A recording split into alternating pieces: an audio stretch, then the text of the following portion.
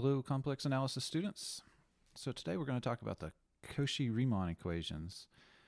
These are some pretty good equations. They give you sort of a nice way to compute the derivative in terms of the component functions of your complex valued function.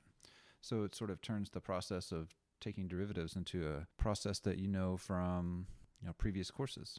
So let's start off by supposing that we've got our function f of z broken up into its components, its real and imaginary parts, and the real and imaginary parts will be expressed as functions of x and y, where z, of course, is x plus I times y. And we're going to suppose that the derivative of f exists at some point, z naught equals x naught plus I y naught. Then if you know the derivative exists at that point, then it turns out that all of the first order partial derivatives of the component functions exist at that point. So ux, uy, vx, and vy exist at that point. And they satisfy these equations that are called the Cauchy Riemann equations. Those equations are here in blue. The partial derivative of u with respect to x has to equal the partial derivative of v with respect to y, and the partial derivative of u with respect to y has to be negative of the partial derivative of v with respect to x. So these are the Cauchy Riemann equations. These are named in honor of Fred equations. So not only are those equations involving partial derivatives, the Cauchy Riemann equations, satisfied, but we also get a formula for the derivative of the function. It would be ux, of course evaluated at that point x naught y naught, plus I times vx at x naught y naught. And because of the Cauchy Riemann equations, you could write that in a different form too. You could write that as, well, since ux is vy, you could write that as vy, x naught y naught, plus vx is negative vy, so you could write that as minus I times uy, x naught y naught. If you wanted to put everything in terms of the partial derivatives with respect to y, you could do that. But check it out. You're getting the derivative here in terms of the partial derivatives of the component functions, and so we're just talking about real valued derivatives here, partial derivatives. So it's something you know how to do from your multivariate calculus class. Let's see how it goes in practice. So let's look at this example, f of z equals z cubed. Well, z cubed, we know we could do the definition of derivative and get the derivative of this, and it's going to be the same derivative that it would have been in like calculus 1, 3z squared. But let's see how this falls out of the Cauchy Riemann equations. So let's just suppose, though, that we know that this function is differentiable. So under that hypothesis that it is differentiable, we should see that the Cauchy Riemann equations are satisfied, and then we can write down a formula for the derivative. Well, if you put z as x plus iy, this is x plus iy cubed, and if you expand that out, you'd get x cubed plus 3x squared times iy plus 3x times iy squared plus iy cubed. And then we can gather up the real and imaginary parts here. Let's see. That would be x cubed and then minus 3xy squared for the real part. So these terms here are the real parts because we're getting that I squared. It gets rid of the I. And then we're going to have I times 3x squared y. And then we're going to have minus y cubed. And so our component functions are u of x comma y. For short, I'm just going to say u. We understand that these component functions are functions of two variables, x and y. So u is equal to x cubed minus 3xy squared, and v, the imaginary component, is 3xy minus y cubed. So from there we can start taking some partial derivatives. So let's compute all of the first order partial derivatives. So we'll do ux and uy. So the partial derivative of u with respect to x would be 3x squared minus 3y squared.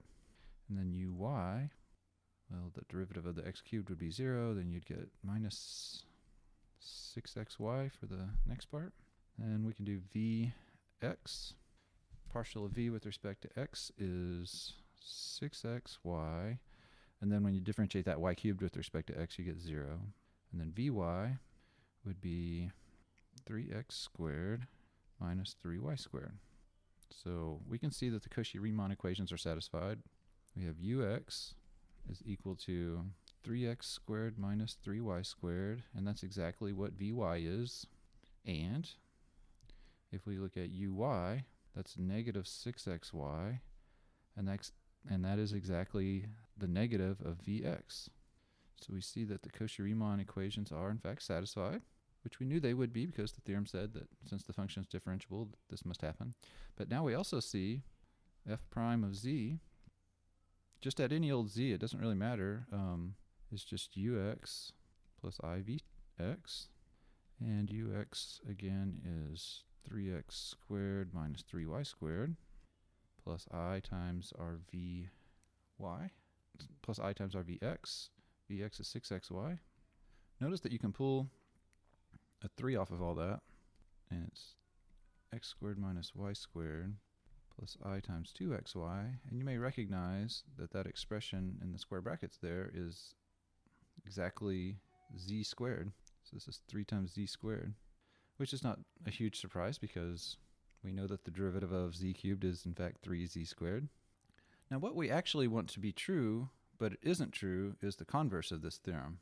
So what we'd like to know is that if those Cauchy Riemann equations are satisfied, then the function is differentiable, and we can calculate its derivative according to that formula, ux plus ivx or vy minus iuy. So it'd be great if we knew, hey, if I check the Riemann Cauchy equations and they're satisfied, then I've got a nice way to compute the derivative and I know it's differentiable. It almost works. The converse is true, but you need a little bit more hypothesis to make sure that it's true. You need some conditions about the continuity and existence of the partial derivatives first.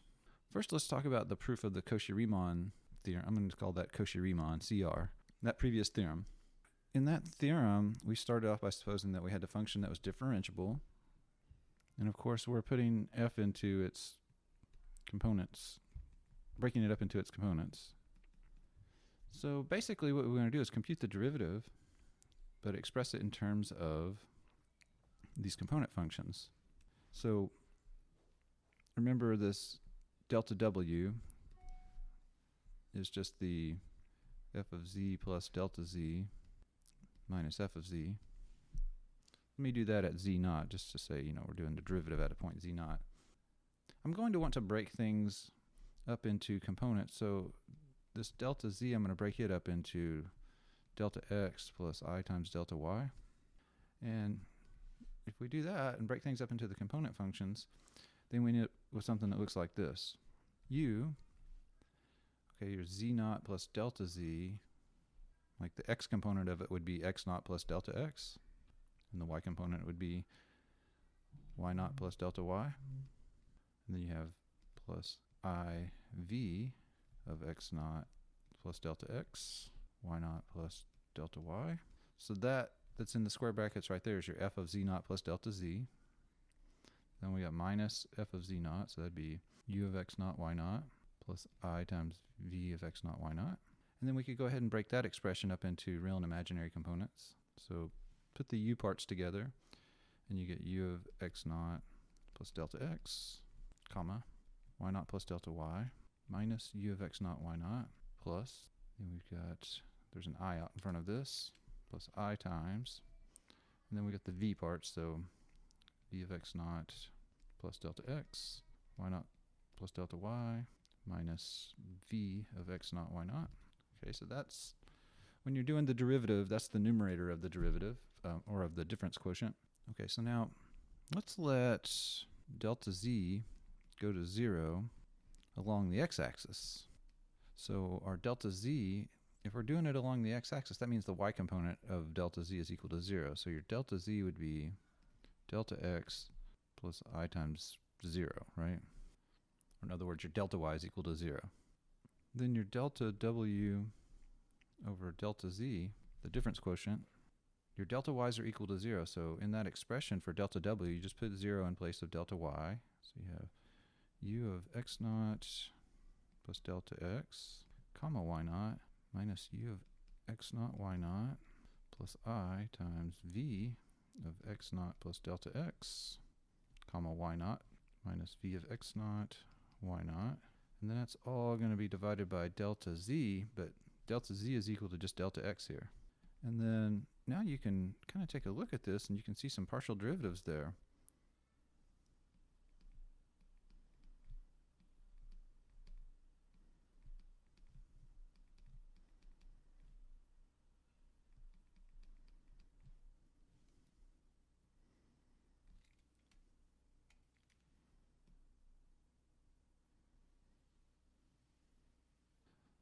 right? So, you just notice that when you sort of lasso a few things here, like when you look at this limit right here as delta x goes to 0, you should recognize that in the u function, it's only the x parameter that's changing by delta x. So what you're looking at here is just a partial derivative from the definition of partial derivatives. This is the partial derivative of u with respect to x. So this part's going to u sub x.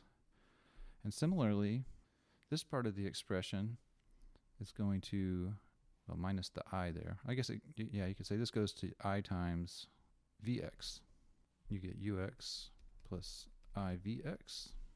So this is what the derivative has to be. This is dw dz, right?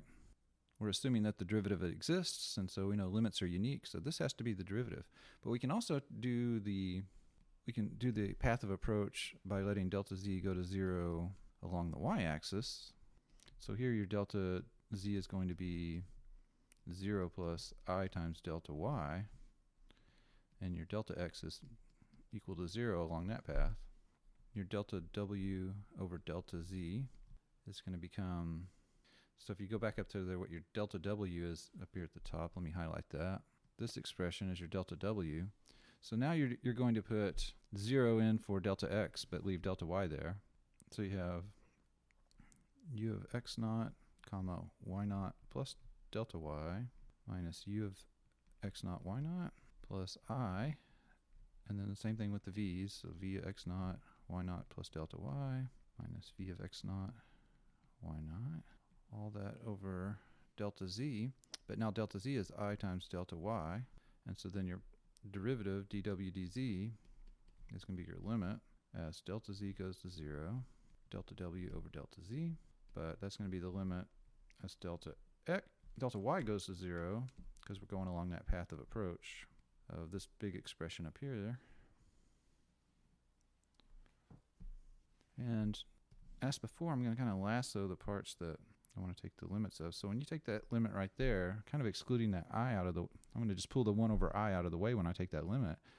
That part in red is going to go to uy. And then if I circle in green here, this part, it goes to vy. And then if I'm careful about keeping track of those i's that are present in that expression, this ends up being 1 over I times uy. And then on the fraction involving the green stuff, you're going to have an I over I, so those i's cancel. And then you get just plus vy. And then this is the same as, so 1 over I is the same as negative I. So this ends up being vy minus I times uy. You can check quickly that 1 over I is negative I. Okay, so now we know that the derivative, since it exists, has to be unique because it's a limit. Limits are unique. So on the one hand, this in green toward the top here is the derivative. On the other hand, the derivative needs to be that at the bottom. So you can equate those two expressions and then from there you can equate their imaginary parts and their real parts. So equating the parts in green, we end up with ux equals vy and vx equals negative uy, which is what the Cauchy Riemann equations are, right? And also, those highlighted expressions in green are the derivative, as claimed in that theorem. So we have proven the whole thing. But it's heavily like doing what the computation that we've done and being able to equate those things and using uniqueness of limits was presupposing that function z, or f of z, was differentiable. What we'd really like to know is the reverse, is if we check these partial derivatives and see that they satisfy the Cauchy Riemann equations, we'd like to know that the function is differentiable and that those green expressions are what the derivative are. Luckily, it's the converse is almost exactly true. We'll get to that in just a second, the sufficient conditions. Let's do this example real quick. You may remember this from our last lecture, this function f of z equals modulus of z squared. So you can break that up into its real and imaginary parts right here. And you see the real part is x squared plus y squared, and the imaginary part is 0. Now you may remember from our previous lecture that f is only differentiable at z equals 0. It's everywhere else it's not differentiable. So let's see how well the Cauchy Riemann equations are detecting this. We can use the contrapositive of the previous theorem that says if the Cauchy Riemann equations are not satisfied, then the function must not be differentiable. So let's see, exactly where are the Cauchy Riemann equations satisfied for this thing. So your u function is x squared plus y squared, and your v function, the imaginary part, is just 0. And so from there, you get your ux is 2x, and uy is 2y, and vx is 0, and vy is 0. So the Cauchy Riemann equations are satisfied if, so we need to have ux equals vy, i.e. 2x equals 0, and we need uy equals negative vx. We need 2y to be equal to 0. But that system of equations is only satisfied if x equals 0 and y equals 0, right? The Cauchy Riemann equations are not satisfied for all z not equal to 0. And so by the previous theorem tells us that f prime does not exist when z is not equal to 0. Now, the Cauchy Riemann equations are satisfied when z equals 0, but I don't know the converse of the previous theorem is true. I can't say just because the Cauchy Riemann equations are satisfied at z equals 0, then the function is differentiable at that point. But it turns out to be true in this particular case. Our last conclusion that we made here, though, we were using the contrapositive of the previous theorem, right? Because if the Cauchy Riemann equations are not satisfied, then the function's not differentiable. In the book, they give an example that I'm not going to go through, but I encourage you to read it, of a function where the Cauchy Riemann equations are satisfied, but the function's not differentiable there at some point. That previous theorem, just as we wrote it, it didn't quite have enough hypotheses about the partial derivatives in order to get the converse to be true. But the next theorem that we're going to do will sort of patch that hole and make the converse true. So sufficient conditions for differentiability here. So the same setup as before. We have our function f of z is broken up into its component functions, u and v, and we got a particular point, z naught equals x naught plus I y naught. Okay, so first of all, we need our function f to be defined on some epsilon neighborhood of z naught. That seems like a reasonable hypothesis. So the function's not really degenerate around z naught. It's defined all around z naught. Okay, so there's a big if on this thing. If the following three things are true: 1, we need all of the first order partial derivatives to exist, for u and v on that neighborhood of z naught of radius epsilon. Secondly, we need to know that all of those first order partial derivatives are continuous at that point, z naught. And then lastly, we need to know that the Cauchy Riemann equations are satisfied. So that's part C. So if those three things all check out, and this is, of course, the Cauchy Riemann equations need to be satisfied at that point, x naught, y naught. But anyway, if all three of those things are satisfied, then we can say that the function is differentiable at z naught. So f prime of z naught exists, and moreover, we can write the derivative f prime of z naught as u x evaluated at x naught, y naught, plus I times v x at x naught, y naught. Which, because the Cauchy Riemann equations are satisfied, we can swap out the ux with vy. We could write that as vy at x naught, y naught, minus iuy at x naught, y naught. It's not quite good enough to just say that the Cauchy Riemann equations being satisfied implies differentiability, but you don't need that much more. All you need is that you need a little neighborhood of the point in question where the function and all those partial derivatives are sort of well behaved. But as long as you have a little neighborhood where everything's well behaved, then it's true that the Cauchy Riemann equations imply differentiability.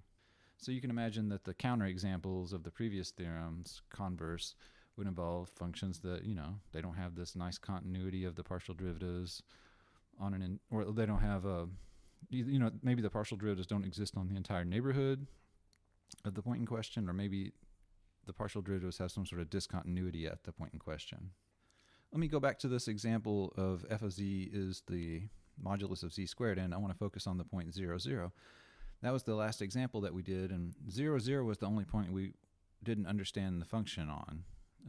We knew from just the Cauchy Riemann equations not being satisfied that the function was not differentiable everywhere except possibly at 0, 0, but now we can check actually that the derivative does exist at 0, 0, and we can write out what the derivative is. So at 0, 0, let's remember what our u function, remember our ux in this example was just 2x, and our uy is 2y, and our vx was 0, and our vy was 0. So we can see that all of these things, they're very simple functions, right? And so I want to see that a, b, and c up here are satisfied. Well, certainly, a, these all exist at the point 0, 0. B, these things are polynomials. Polynomials are continuous on the entire plane, so these are continuous. Well, I said in part A that they exist at 0, 0. It's more than that. They exist on the entire plane, right? Let's just say they exist everywhere. So certainly there is a neighborhood around 0, right? So say on maybe the neighborhood of 0 of radius 1. And part B, these things are continuous at 0, 0. Polynomials are continuous everywhere. And then C, we can check that the Cauchy Riemann equations are true. At 0, 0, ux equals ux equals 0, which is equal to vy, and uy is equal to 0, which is equal to negative vx. So all this tells me that f prime at 0 exists, and I can even write down what the value is. F prime at 0 is equal to ux evaluated at 0, 0 plus I times vx evaluated at 0, 0. So that would be 0 plus I times 0 equals 0. So now, just in terms of the Cauchy Riemann equations, we completely understand this, the differentiability of this function modulus of z squared. Now, we already knew that behavior from just using the definition of derivative itself, but it's kind of cool that, this new theory is confirming past results, but in an easier way. Okay, here's an interesting function. Really interesting function, by the way.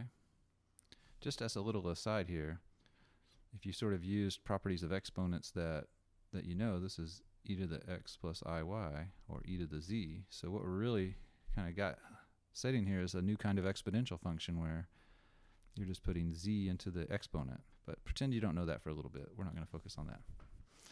Okay, so I want to find the derivative of this function, and I want to use the Cauchy Riemann equations to help me. I want to use our theorem that gives us sufficient conditions for differentiability to verify differentiability, and then I also want to use the Cauchy Riemann equations to get the derivative. Let's break this function up into its real and imaginary parts. So this would be e to the x, and then remember e to the iy is cosine of y plus I sine of y. And I can distribute the e to the x and get e to the x cos y plus I times e to the x sine y. And so my u function is e to the x cosine y. And my v function is e to the x sine y, my real and imaginary parts. So let's calculate those partial derivatives. So ux is e to the x cosine y. Uy, so derivative of cosine's negative sine, so you get negative e to the x sine y. And then similarly, vx is e to the x sine y. And vy is e to the x cosine y. So from that we see, if we look at ux, that's equal to e to the x cosine y. And I see that that's exactly equal to vy. And I also see that if I look at uy, that's negative e to the x sine of y. And that's exactly negative of v sub x. So I see that the Cauchy Riemann equations are satisfied. And the Cauchy Riemann equations are satisfied for any x and y in the world. Also, if we want to use the theorem that's sort of the converse of the first theorem, the sufficient conditions for differentiability, we need to check that our function is always defined on a neighborhood of the point in question, and that so are the partial derivatives, and that the partial derivatives are continuous. But we can tell by looking at these functions that all that stuff's kind of easily satisfied. So let's also note, I just want to make sure all the hypotheses of that previous theorem are satisfied. Our function f of z is defined for every z. There's no z in the world that gives you a problem in this function. So it's certainly defined on some neighborhood of z, right? you pick any z in the world, f is defined on a neighborhood of that because it's defined everywhere. And then also, like ux, uy, vx, and vy are also defined for all x's. For all z's. So whatever neighborhood you are working on for f of z, doesn't matter. These partial derivatives are defined on those same neighborhood. Let's just say the entire complex plane is the neighborhood in question. And then also you can see that ux, uy, vx, and vy are continuous at z. Doesn't matter what z you're talking about, any z. So all of the conditions of that previous theorem are satisfied, and so therefore we know our function is differentiable. F prime of z exists for every z, and we can even say what the formula for it is. F prime of z is ux plus I times vx, which, let's see, what was our ux was e to the x cosine y, and then plus I times vx. Vx was e to the x sine y, which you may notice that you can factor an e to the x out of, and then that's e to the x times e to the iy, which is exactly what the original function was. So check it out. This function, when you take the derivative of it, you get back the same function. Well, that's just the way e to the x worked back in calculus 1, right? And if we're thinking about this function here is really like e to the z, we're seeing that same sort of derivative formula holds for complex numbers. The derivative of e to the z is e to the z. Before starting the conversation about the Cauchy Riemann equations in polar coordinates, I just want to point out that I did not prove the sufficient conditions theorem. I encourage you to read that theorem's proof in the textbook. It's not an incredibly hard proof, but it is a little bit more technical than the forward direction because you got to use some sort of a linearization of functions of two variables. You got to kind of pull a fact up from multivariate calculus to use.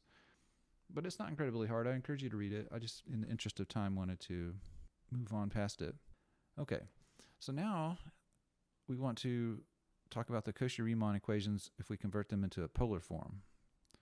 So let's start with, we've got our function f of z equals u of x y plus I v of xy. So you've broken it up into standard real and imaginary parts, but in rectangular coordinates. So if you replace x with r cosine theta and y with r sine theta, that's how you convert things into polar coordinates, right? And so when you do that, you can then, whatever the result is of the substitution, you get sort of a polar form, or at least you've got the component functions u and v are expressed in terms of r and theta. And so with these component functions in terms of r and theta, we would need to think about partial derivatives with respect to r and partial derivatives with respect to theta, right? And we want to see how that lines up with what we know about the Cauchy Riemann equations, which are given in terms of partial derivatives in terms of x and y. So let's see if we can work out what's what here. So we see that the function u, I'm going to start by trying to calculate the partial derivative of u with respect to r instead of x or y. We know that u depends on r, but r in turn depends on x and also on y. So this is just the chain rule that tells us how all these variables are related to one another. And so from multivariate calculus, we can say the partial derivative of u with respect to r is the same as the partial derivative of u taken with respect to x. Multiply that times the partial derivative of x with respect to r. But u also depends on y, so you got to factor that in too. So this would be partial of u with respect to y times the partial derivative of y with respect to r. And similarly, you can compute the partial derivative of u with respect to theta using the chain rule. That would be partial derivative of u with respect to x times partial theta with respect to, partial derivative of x with respect to theta, plus then you do partial u with respect to y times partial y with respect to theta. Or putting this into the shorter form, this is ux, I guess you could write it as xr. Well, hold on a second. Let me sneak something in here in the in-between lines. Or maybe I can just highlight some things. So we know x is equal to r cosine theta, right? So I can calculate this partial derivative here in blue. The partial of x taken with respect to r just means differentiate that expression r cosine theta with respect to r. So this just ends up being cosine theta. Plus then we have uy And then similarly, I've got y is equal to r sine theta here, right? So I can calculate the partial of y with respect to r. That would just be sine theta. And similarly, on the next partial derivative, we can calculate the partials of x and y with respect to theta. So this becomes, for u theta, we get ux, and then partial of x with respect to theta, you'd get negative r sine theta, and then you get uy, and then partial y with respect to theta is r cosine theta. So clean that up just a little bit and write this as negative r ux sine theta plus r uy cosine theta. So these two equations that I have here and here, I'm going to refer to them with the number 1. Here and here, those are equations number 1.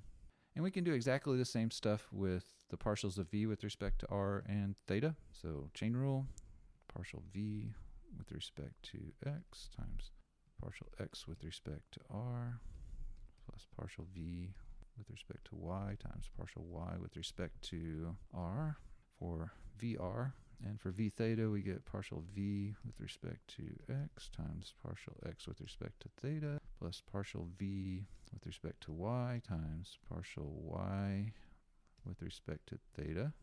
And then again, we can calculate the partial of x with respect to r and the partial of y with respect to r and the partial of x. So just like before, we can calculate these partials here and here just by remembering that x is equal to r cosine theta, and here by just remembering that y is equal to r sine theta.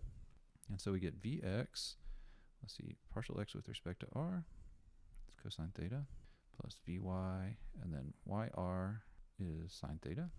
And for v theta, we get vx, and then again, x theta is negative r cosine theta, and then vy, and then partial of y with respect to theta is r cosine. Wait, this one should be, the first one was r sine theta, and this one's r cosine theta. Okay, which I'll clean that up just a little bit. Minus r vx sine theta plus r vy cosine theta. Maybe not worrying too terribly about the detail, like the little tiny details about the function needs to be defined on a neighborhood of a point, and the partial derivatives need to be defined on a neighborhood of the point, and then they need to be continuous at the point. Let's just, we'll sweep that aside just for a moment. What if you know the Cauchy Riemann equations are satisfied here? We're going to suppose here that we're not at z equals 0, because when z is equal to 0, all this, everything kind of collapses, like a point, like there's no unique r and there's no unique theta that defines that point. So you lose uniqueness. Well, it's even worse than that. Anyway, we're excluding z equals 0 as a convenience for now. But if we have vx, ux equals vy, and uy equals negative vx, then, well, what could we do here? We can make some substitutions in a clever way. So like, for example, I guess we could do this a couple different ways, but if we would substitute into the equations labeled 2 there, then into equations 2, and we'd get vr equals, okay, instead of vx, we're going to put negative uy and cosine theta, and then in place of vy, we're going to put ux sine theta, and we're also going to have v theta. Okay, in place of vx, we're going to put negative uy, so it becomes r uy sine theta. The negative went away. And then vy we can replace with ux. This becomes r ux cosine theta. Maybe we'll label these equations 3. And now the trick is, let's compare, I wish I could fit them on, yeah, we can just fit them on the page at the same time. Now let's compare what we have in equations number 1 and what we have in equations number 3. I think if you compare, say, ur at the top to v theta way at the bottom right, what's the difference between the two? You can tell that the only difference between them is that it's a multiple of r. Like if you would take u sub r and multiply it times r, you would get v theta. And similarly, if you take u theta, which is on the upper right, and compare it to vr, which is on the bottom left, you see that if you took the VR at the bottom and multiplied it times r, you would have the u theta at the top right. Somewhere there's a minus that we got to think about. Yeah, so you need to multiply by a negative r, the one on the left, bottom left, to get the one on the top right. So here's what we end up with. Because the Cauchy Riemann equations imply that we got r times ur equals VR, and u theta is negative r times VR.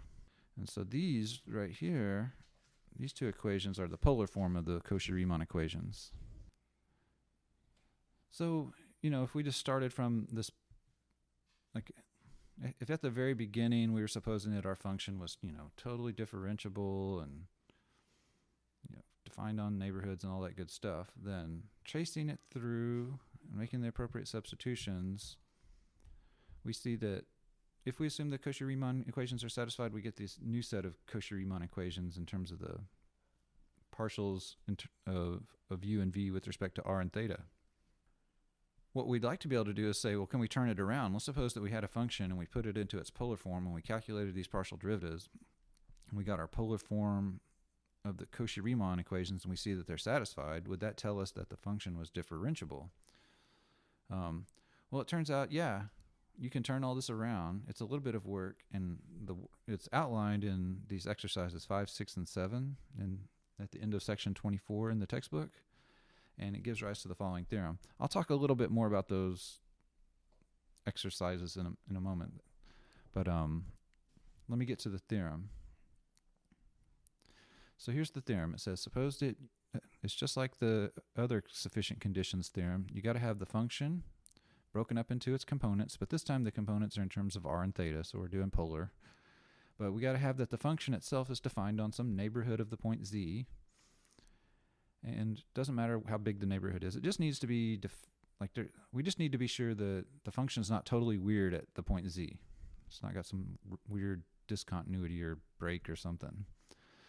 And then if we know that all those partial derivatives with respect to r and theta, the first order partials of u and v, if those exist on that neighborhood that f is defined on, and we know that those partial derivatives are all continuous at the point z, and if we know that the polar Cauchy Riemann equations are satisfied, so remember those were r times ur equals v theta, and we need that u theta is equal to negative r times vr. If you throw that into the mix, we have the Cauchy Riemann equations in polar form are satisfied, then we can conclude that f prime of z exists. And this part may seem a little weird to you, but I'm going to explain where it comes from in a little bit, or at least sort of wave my hands at it a little bit. And you can write down a formula for the derivative. F prime at z would be e to the negative I theta multiplied times ur plus I times vr.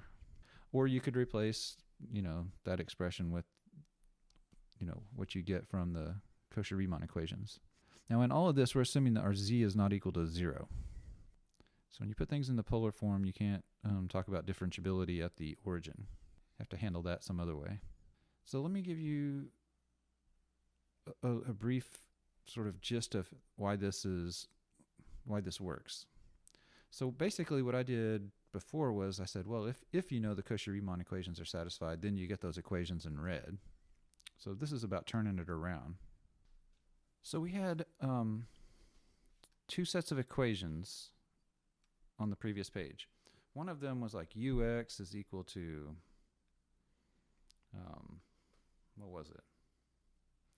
Well, let's just turn back to the previous page. So we had these 4 equations, right? We had 2 for the partials with partials of u and 2 equations for the partials of v that I labeled 1 and 2 on this previous page. So like right here are the equations, we're calling equations 1, right? So you can think of that as a system of equations. You got ur equals this stuff, and then u theta equals this stuff. You could actually solve that system of equations for ux and uy. And similarly, the equations labeled 2 you could think of that as a system of equations, and you could solve for Vx and Vy. So it's just two linear equations where the variables are Vx and Vy. You can solve for it. So if you do that, it's not super hard to solve the system of two equations and two unknowns like that when it's linear. What you end up getting for Ux is UR cosine theta minus 1 over R U theta sine theta. For Uy, you get UR sine theta plus 1 over R U theta cosine theta. For Vx, you get VR cosine theta minus 1 over R V theta sine theta.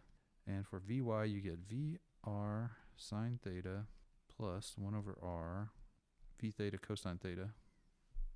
So that's just doing some algebra. You just solve for the Ux and the Uy in those previous two systems of equations. And then you can just confirm, you can do it right here visually, confirm that Ux is equal to Vy and Uy is equal to negative Vx. So in other words, Cauchy Riemann equations are satisfied. Okay, now you know that the Cauchy Riemann equations are satisfied, and we're assuming all this stuff about the neighborhoods and the continuity and all the good stuff that makes the sufficient conditions for Cauchy Riemann to give differentiability a couple theorems back. All that's satisfied, so all we got to do is just take what we have for Ux and Uy up here, and Ux and Vx, substitute that into this formula for the derivative that we already know right here. So we already know from the previous theorem, because that's now satisfied, because we got Cauchy Riemann and we got all this stuff about neighborhoods, that f prime of z is equal to Ux plus Ivx, but then, just take Ux up here and substitute it, right? Take Vx right here and substitute it. And when you do that and you simplify, it simplifies out to what I have at the bottom there, this in green. So that's sort of an outline of the proof I didn't want to have to go through solving that system of equations. I think that's the sort of thing that you can handle on your own. So let's see how you use it. So let's look at this function f of z equals 1 over z cubed.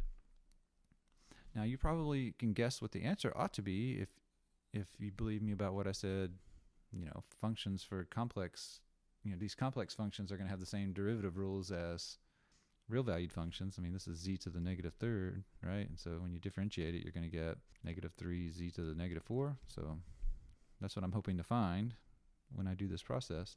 But we're going to do it in polar form, because power functions are really nice when you write them in polar form.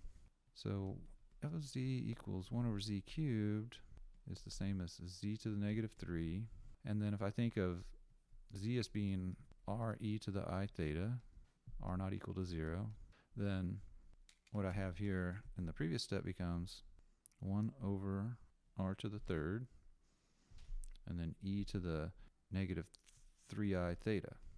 And then I can break that up into real and imaginary parts by remembering that e to the I theta is cosine theta plus I sine theta. So this looks like 1 over r cubed cosine of negative 3 theta plus I over r cubed sine of negative 3 theta.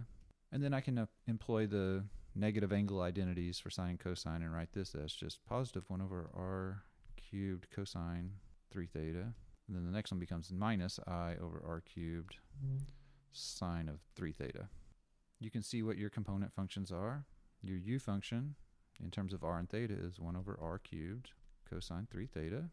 And your v is negative 1 over r cubed sine of 3 theta. So we should be able to differentiate things. So let's get our partial derivative of u with respect to r. Okay, so that's r to the negative 3. So if I differentiate with respect to r here, I'm going to get negative 3 r to the negative 4, and then cosine of 3 theta. And if I differentiate u with respect to theta, just leave that 1 over r cubed alone. Derivative of cosine 3 theta is negative 3 sine 3 theta. So this will be negative 3 over r to the 4th, r to the 3rd, sine of 3 theta. And then likewise, I can do the partials with respect to v with respect to r and theta. So vr, I'm going to get a positive 3 over r to the 4th. Then leave that sine of 3 theta alone. And you got your v theta. That'll be negative 1 well, you pick up a 3, so you get negative 3 over r cubed cosine 3 theta. Now, we can certainly observe all this stuff about the function being, so we've got a non-zero point z. This function that we're talking about is defined on everywhere except for z equals 0. So the z that we're talking about putting in, taking the derivative at is not 0. So just a quick note, f and then all these partials, ur, u theta, vr, v theta, are defined on some neighborhood of our arbitrary z that's not equal to 0. And we can see that ur, u theta, vr, and v theta are continuous at z, because when you look at u and ur and vr and u theta and v theta, the only problem you might have is when r is equal to 0. But since we're talking about z is not equal to 0, then r is not equal to 0. So we don't have any problems with those partial derivatives. They're good and continuous. Okay, so then we can check that our polar Cauchy Riemann equations are satisfied. If you look at r times ur, that would be negative 3 over r cubed, so I'm canceling off one of those r's there, and then cosine 3 theta, and that is exactly equal to v theta, right? And if you look at u theta, well, we know that's negative 3r cubed sine 3 theta, and that's exactly what you get when you take negative r and multiply it times vr. So the polar Cauchy Riemann equations are satisfied when z is not equal to 0. So then we know that f prime exists, and moreover we can say what the derivative is. F prime of an arbitrary z, we can use the formula, it's e to the negative I theta multiplied times ur plus I times vr, and then let's simplify that out. So that's e to the I theta. Okay, ur, what do we say that was? Negative 3 over r to the 4th times cosine theta plus I, and then vr is 3 over r to the 4th times sine of 3 theta. Oops, I dropped a 3 there on that previous term. It should be at 3 theta. So sine of 3 theta here. Okay. Notice that you could pull the negative 3r to the 4th out of there. So negative 3 over r to the 4th times e to the I theta, and that would give you cosine of 3 theta minus, there's still an I there, and then sine of 3 theta. And then I can remember that I could put a negative back in there with those angles. So this is the same as cosine of negative 3 theta, and this is the same as plus I sine of negative 3 theta. Why am I doing that? Because I want to see that I'm getting negative 3 over z to the 4th. I guess I've dropped a negative here on my e to the negative I theta there. Let me put that back in. Okay, so what I see now is I've got negative 3 over r to the 4th e to the negative I theta times e to the negative I times 3 theta. So that's the same as negative 3 over r to the 4th. And then, you've got an e to the negative 4 theta. So I'm going to write that as e to the 4 theta in the denominator times I. And then that's just the same as negative 3 over z to the 4th. So i.e. what we showed was the derivative with respect to z of z to the negative 3rd is negative 3 over z to the 4th. So that's pretty cool. It allows us to calculate the derivative of a function without having to whip out the limit definition of derivative. It allows us to tell whether the function is differentiable just by looking at some basic conditions about partial derivatives. And you do have some technical hypotheses you got to make sure it's satisfied about neighborhoods of the point where you're taking the derivative, but most of the time for the common kind of functions that you're dealing with, those neighborhoods are satisfied. A little later we get into logarithms, and when we have root functions, we have to think about what are called branch cuts, places where there's sort of a sharp discontinuity in the values of the function. But for something like z cubed, hey, we got no discontinuities to worry about. All right, I think that's all I have for you today, so I think I'll stop there and tell you goodbye. Talk to you later.